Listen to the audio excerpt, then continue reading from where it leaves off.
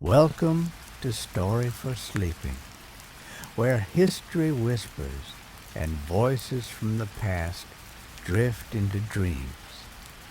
Tonight, we journey not into fiction, but into the life of a man whose words shaped a nation. A man born in silence, raised in struggle, and remembered in ink. This is not the tale of a king or a conqueror. It is the story of a forgotten child from a forgotten island who would rise through storms, through war, through scandal, to write the very foundation of America. His name was Alexander Hamilton. So close your eyes. Let the noise of the world fade and listen to the man who wrote a country into being. This is Hamilton, the man who wrote a nation.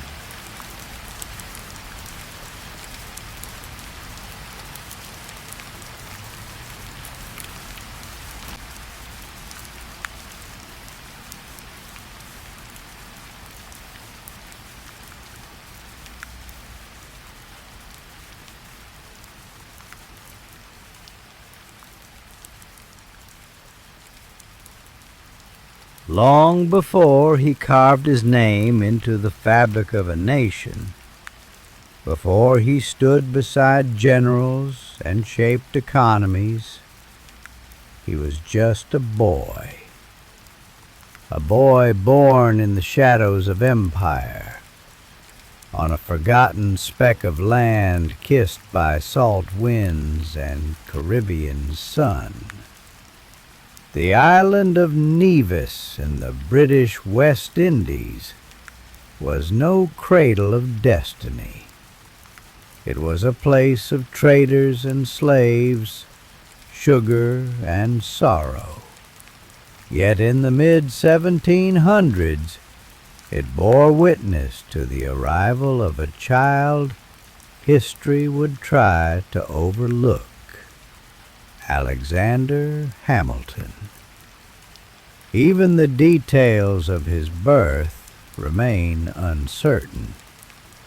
Some records whisper 1755, others 1757. He himself would often leave it unclear, as if he were crafting his own myth from the start.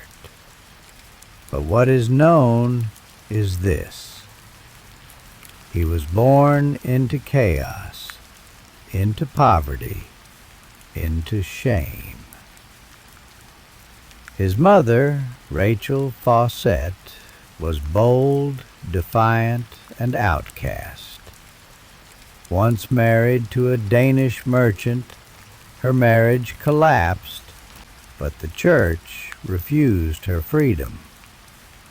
When she fell in love with James Hamilton, a drifter with charm but little means, the world called her union illegitimate. So too, they said, was the child she bore. In that time, the word illegitimate wasn't just an insult, it was a sentence. It meant closed doors, scornful eyes, and opportunity lost before it could be seized. His childhood was storm-racked, economically, emotionally, spiritually. His father disappeared when Alexander was barely old enough to know what abandonment meant. 2 years later, death claimed his mother too, leaving him an orphan at just 11. The world had given him nothing. No name, no money, no protection. Just his mind, and a hunger so fierce it could not be caged.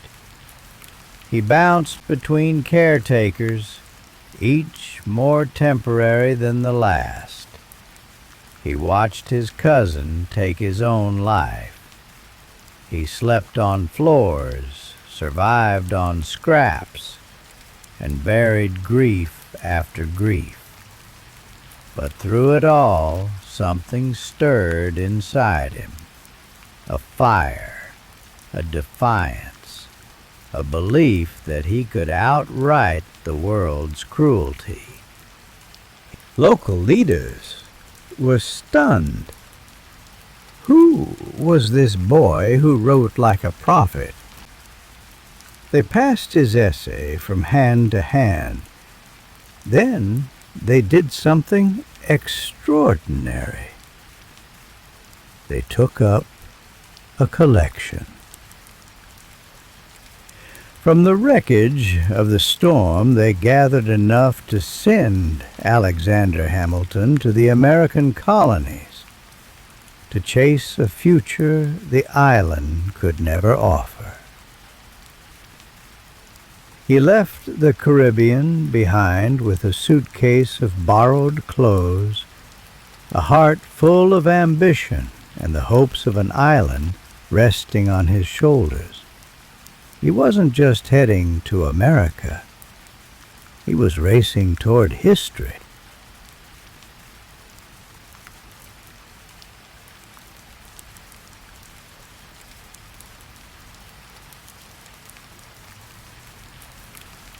The ship that carried him north carved through the Atlantic like a blade, bound for a land bursting with tension.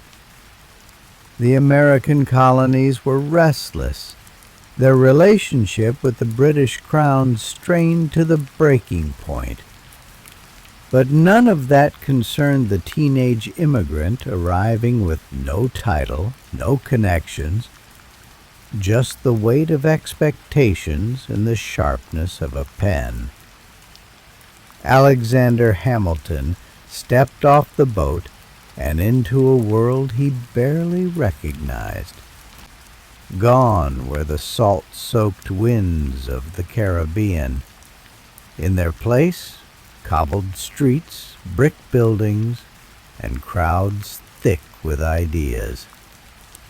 He landed first in Boston, then moved on to New York, a city pulsing with energy, debate, and revolution. He was just 16, maybe younger, but time had taught him urgency. Every hour mattered. Every word, every action, every move had to push him forward.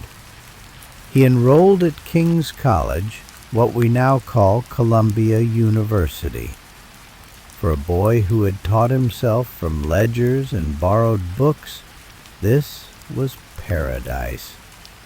He devoured knowledge, law, philosophy, economics, classical history, political theory. He didn't just study the world, he dissected it. And he didn't stop at learning.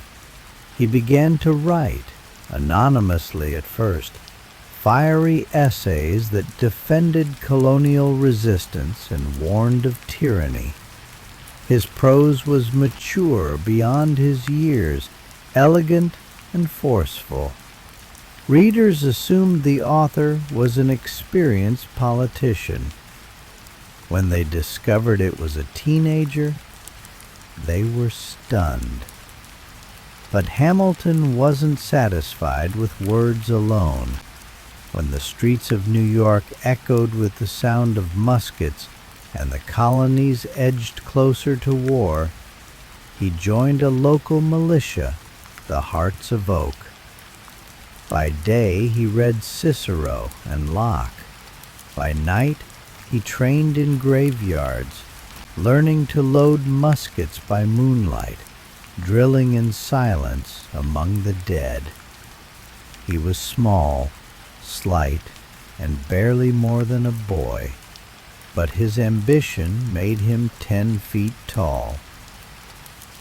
In 1775, the war began in earnest. Hamilton helped lead a raid on a British battery, stealing cannons under fire. It was madness and genius, the kind of bold action that turned whispers into admiration. Soon he was promoted, captain of artillery. A boy from the islands now commanded men in battle. He fought in key battles, White Plains, Trenton, Princeton. Behind closed doors, as war raged on, Hamilton became Washington's pen and his brain. He drafted orders, wrote to Congress, coordinated logistics. His letters didn't just move ink, they moved armies. But it wasn't enough. Not for Hamilton. He yearned to lead in combat. He wanted a command, a chance to carve his name in blood and victory. Again and again he asked Washington for that opportunity. Again and again, Washington said no. The general couldn't afford to lose him. Hamilton, though loyal, began to chafe. He was brilliant, but restless. Eventually, pride would crack their bond. In 1781, a misunderstanding boiled over. Hamilton kept Washington waiting outside his quarters. Washington lashed out. Hamilton, furious and humiliated, resigned. But even in defiance, he stayed close. He wasn't done with the war. And finally that year, Washington gave him what he wanted, a battalion of his own.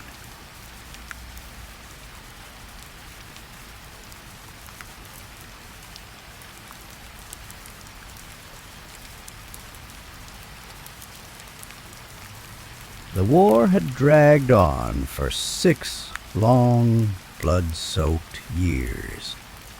Towns lay in ruin. Winter had frozen bones and resolve alike. But in 1781, the wind shifted. The final battle was coming, and Alexander Hamilton had been waiting his entire life for this. The target? Yorktown, Virginia. The enemy? British General Cornwallis, entrenched with thousands of redcoats, waiting for reinforcements that would never come. A bold plan had taken shape. The Franco-American alliance would trap Cornwallis.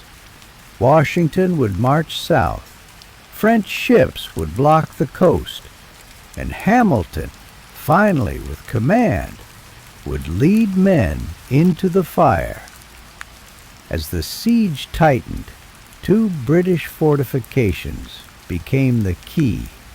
Redoubts 9 and 10. Break those defenses, and the British line would crumble. On October 14, 1781, the orders were given. Redoubt 10 would be Hamilton's to take. He gathered his men, young, unproven, determined. They stripped their weapons of ammunition, bayonets only. Silence would be their ally, surprise their shield. In the darkness, Hamilton crept forward, sword drawn. No fear, no hesitation. Then attack. The night exploded with chaos. Shouts, clashing steel, musket fire from the redoubt. And through it all, Hamilton surged ahead, climbing over fortifications, rallying his men with every step. In 10 minutes, 10 brutal, breathless minutes, it was over. Redoubt 10 was theirs. The British line broke. Cornwallis surrendered. days later, the war was won. For Hamilton, that moment was more than military victory. It was vindication. Years of waiting, writing, organizing, all of it had led here to this final charge. No longer just a clerk, a writer, or an aide. He was now a soldier of history. But even in triumph, he did.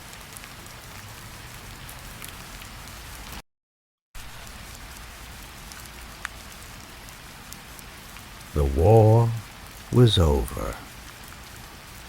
The British were gone. But victory came with no instructions. The newborn United States stood fragile, battered, and ungoverned. The Articles of Confederation offered more confusion than clarity. 13 states acting like 13 countries, bound by paper and little else. Alexander Hamilton saw disaster coming. He left the army, returned to New York, and began his civilian life as a lawyer. But he wasn't interested in courtrooms. He had something bigger in mind. He had a nation to build. What others called liberty, Hamilton called chaos. States printed their own money. Trade collapsed under conflicting laws. Congress couldn't collect taxes. Armies went unpaid. Farmers revolted. Hamilton feared that everything they had fought for would crumble under its own contradictions. So he began to write again, not for war, for reform. In 1786, he helped organize the Annapolis Convention, meant to address economic instability. Few delegates showed. Most called it a failure. Hamilton called it a spark. There he urged something revolutionary, a full constitutional convention to replace the Articles with a real government. 1 year later, in the hot summer of 1787, they gathered in Philadelphia. Washington, Madison, Franklin, and Hamilton. He was still young, but spoke with the gravity of experience. His speeches were bold, sometimes extreme. He argued for a strong executive, lifetime terms in the Senate, a centralized economy. Not everyone agreed. Many feared his vision smelled too much like monarchy. But Hamilton didn't flinch. He didn't fight for popularity. He fought for a functional nation. Though many of his more radical ideas were rejected, his fingerprints were all over the final document, the Constitution of the United States. But paper alone wouldn't be enough. The people had to approve it, and many didn't. Hamilton now faced the most important writing assignment of his life. Together with James Madison and John Jay, he began crafting a series of essays, clear, logical, relentless, defending the Constitution. They called themselves Publius. Hamilton wrote the majority.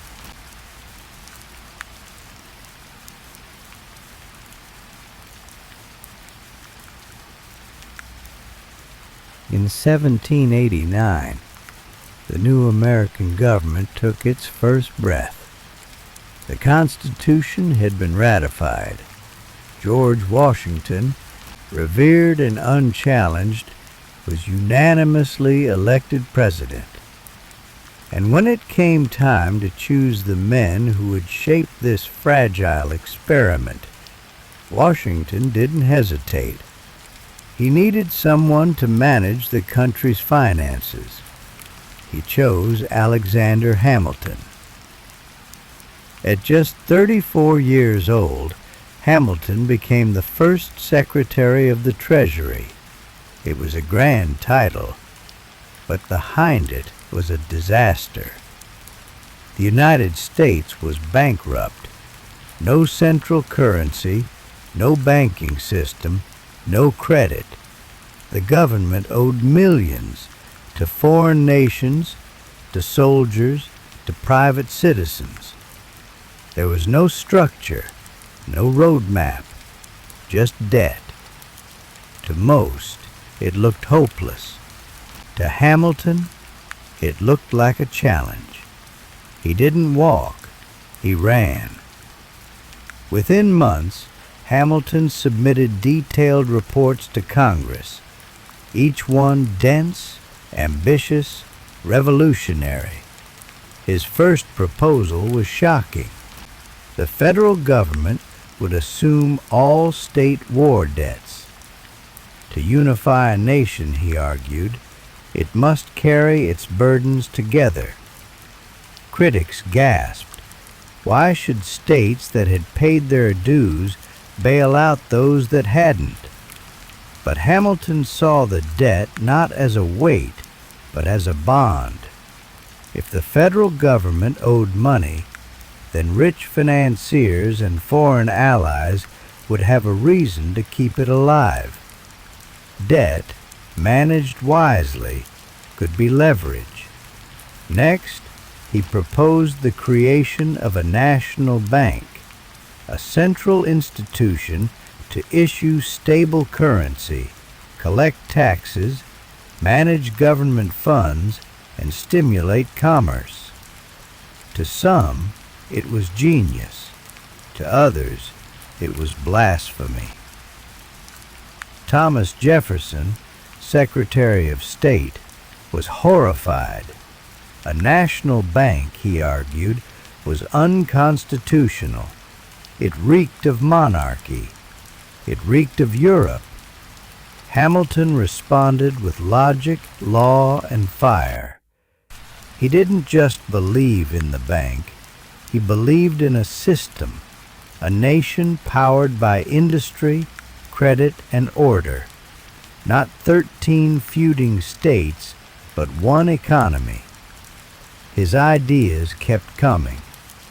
Tariffs to protect American manufacturing, excise taxes to generate revenue, encouragement of industry as the backbone of national independence.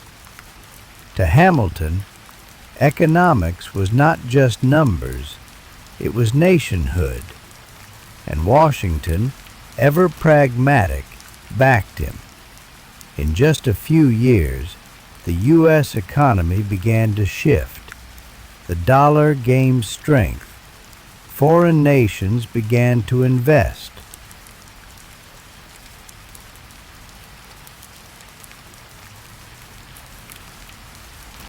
They had fought together for independence, sat in the same rooms, drafted the same Constitution, but now they stood on opposite sides of a deepening divide. Alexander Hamilton and Thomas Jefferson, two minds, two visions, two Americas. Hamilton saw a strong federal government. powered by trade, industry, and elite stewardship. Jefferson saw a republic of farmers rooted in liberty, simplicity, and local control. They didn't just disagree, they clashed in letters, in policy, in whispers, in newspapers. Their debates filled Washington's cabinet like thunder. To Jefferson, Hamilton's national bank was a betrayal, a new monarchy hiding under a different crown. To Hamilton, Jefferson's fear of power was naive, even dangerous. Where Hamilton saw a rising economy, Jefferson saw an aristocracy of bankers and merchants choking the farmer's voice. They fought over taxes, over the Constitution's meaning, over whether power should flow from states or from a single unified government. It wasn't just philosophy, it was personal. Washington, caught in the middle, tried to keep peace, but even he, the great unifier, began to lean toward Hamilton. The results were too obvious to ignore, but tension kept boiling. Soon, their feud spilled into the streets and onto the printed page. Hamilton's supporters began writing under names like Lucius Crassus, Camillus, and Pacificus, defending strong central authority. Jefferson's allies struck back in newspapers, accusing Hamilton of elitism, corruption, even monarchical ambition. And from this war of words, something new emerged: political parties. Hamilton's followers became the Federalists, believers in a strong, commercial, centralized nation. Jefferson's followers became the Democratic Republicans, champions of agrarian freedom and local control. America, still in its infancy, was now dividing along ideological lines. Hamilton had helped create a system, but now he'd helped create a rivalry, one that would shape the country forever. And in that division, seeds of downfall began to grow.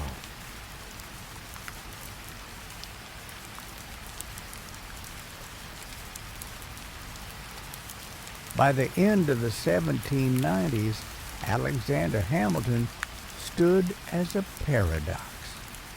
He had built the nation's economy.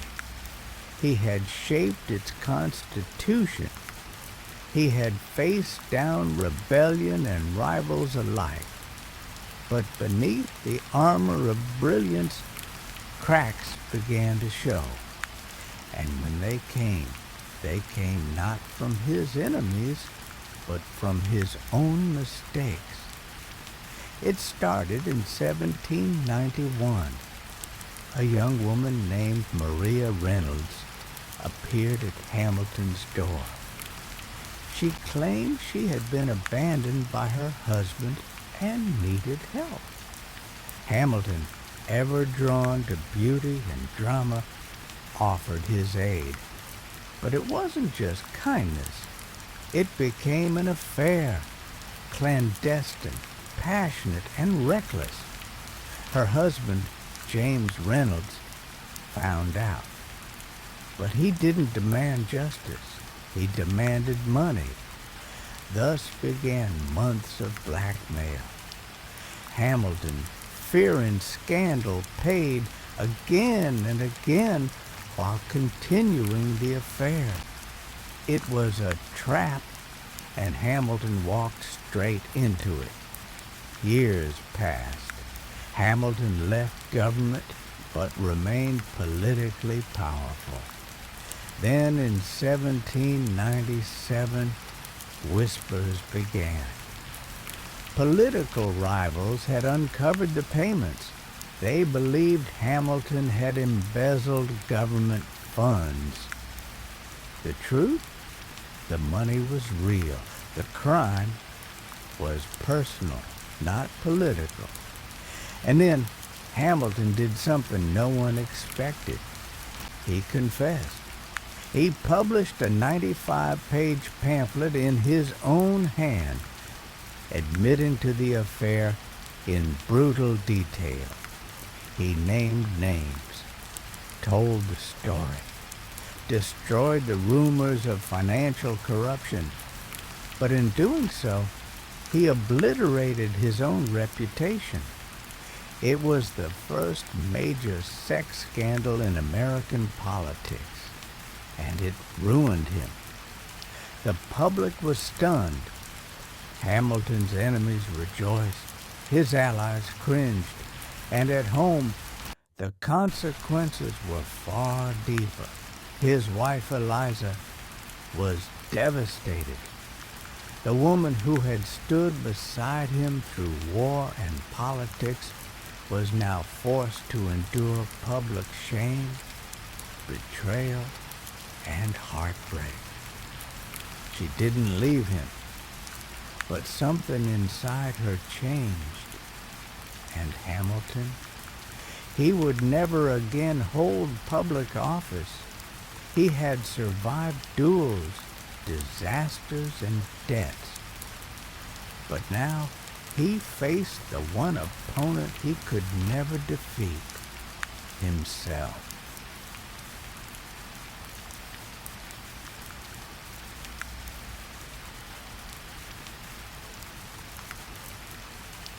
He had lost his power. He had tarnished his name. But Alexander Hamilton still had one thing left, his voice. And he would use it loudly, boldly, fearlessly. But one man had heard enough. Aaron Burr. For years, Hamilton and Burr had circled one another in New York politics. Two ambitious men, both brilliant, both dangerous. Hamilton distrusted Burr, not for his beliefs, but for his lack of them. He believed Burr stood for nothing but himself. In 1800, when Burr tied with Jefferson for the presidency, it was Hamilton who intervened, convincing fellow Federalists in Congress to back Jefferson. "I despise Jefferson's politics," Hamilton wrote, "but at least he has principles. Burr has none." It was a stunning betrayal. Burr never forgot. 4 years later, Burr ran for governor of New York. Again, Hamilton campaigned against him, this time more vocally, more viciously. He called Burr dangerous, corrupt, unworthy. Then came the final spark. A letter, published in a newspaper, quoted Hamilton calling Burr's character despicable. Burr demanded a retraction. Hamilton refused, and so Burr challenged him to a duel. Hamilton was torn. He abhorred dueling. His own son, Philip, had been killed in one just 3 years earlier on the very same ground where Burr now proposed they fight. But Hamilton also knew this. To refuse was to be branded a coward. To accept was to gamble everything.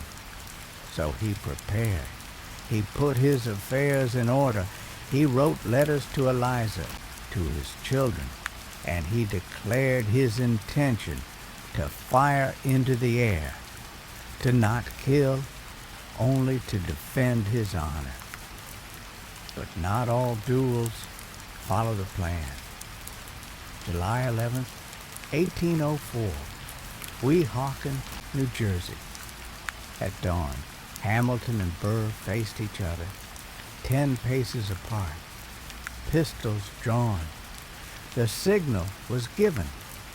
Hamilton raised his pistol and fired into the sky. Burr raised his and fired directly. The bullet struck Hamilton in the abdomen. It shattered his ribs, tore through his liver, and lodged in his spine. Hamilton collapsed. He was ferried back to Manhattan, barely conscious. For 31 hours he drifted between pain and lucidity. He said goodbye to his children. He asked Eliza for forgiveness. He received last rites. And on July 12th, at the age of 47, Alexander Hamilton died. He had outwritten poverty, outfought an empire, outbuilt a country. But in the end, he could not outlive pride.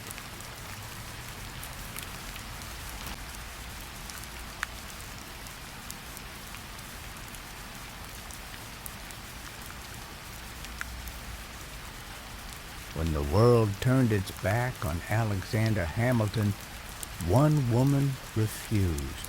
Her name was Eliza. She had been by his side through war and peace, scandal and triumph. And in the final hours of his life, it was to her that he whispered apologies and last hopes. But when he died, she was not left with peace.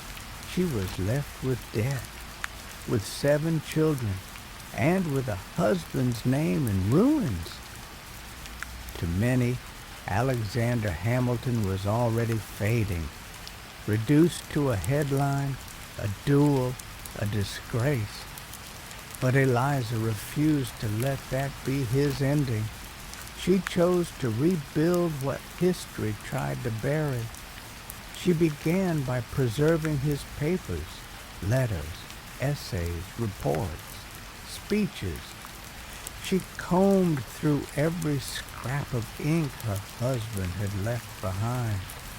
She reached out to friends, to former allies, to libraries and newspapers, gathering his legacy piece by hand. She corrected stories, fought rumors, told her children what their father had built and why it mattered. But her mission wasn't just about memory. It was about honor, about purpose. In 1706, just 2 years after the duel, Eliza co-founded New York's first private orphanage, the Orphan Asylum Society. Why? Because her husband had been an orphan, because he had known abandonment, because no child deserved to be forgotten. Eliza lived for another 50 years, long enough to see new generations rise, long enough to remind them who Alexander Hamilton really was. Not just the duelist, not just the scandal, but the builder of a nation. She kept his name alive not with statues, but with stories. And when she died in 1854, at 97 years old, she left behind more than a family. She left behind a rescued legacy. Because of Eliza,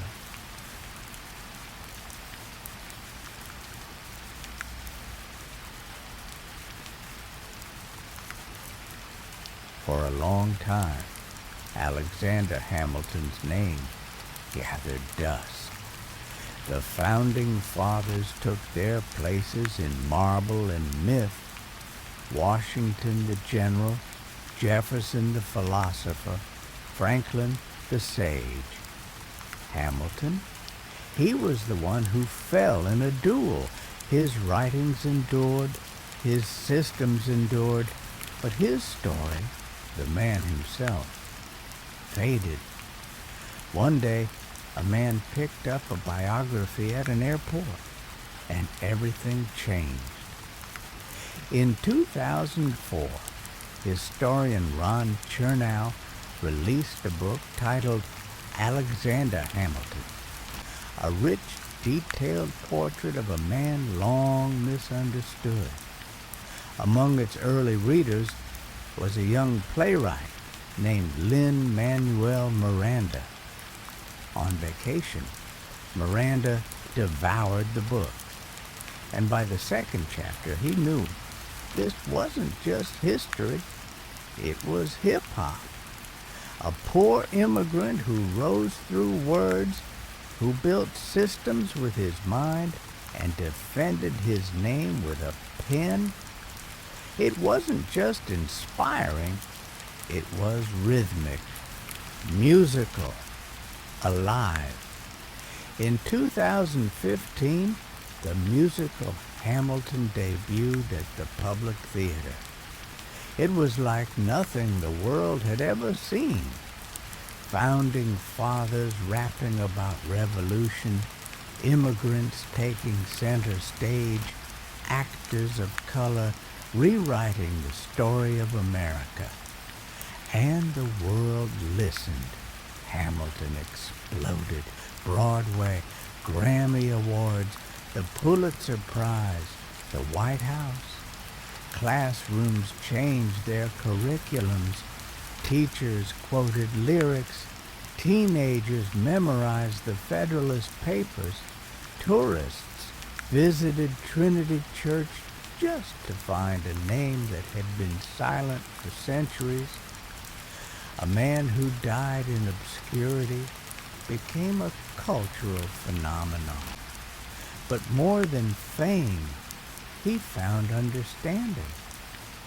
The musical didn't make Hamilton perfect. It made him human, brilliant, flawed, impulsive, inspired, and perhaps for the first time in 200 years, the world saw what Eliza had seen. Not a scandal, not a duel, not a ghost. A founder, a fighter, a man who built something that time could not erase. Alexander Hamilton never threw away his shot. And thanks to stories, to music, and to love, we remember.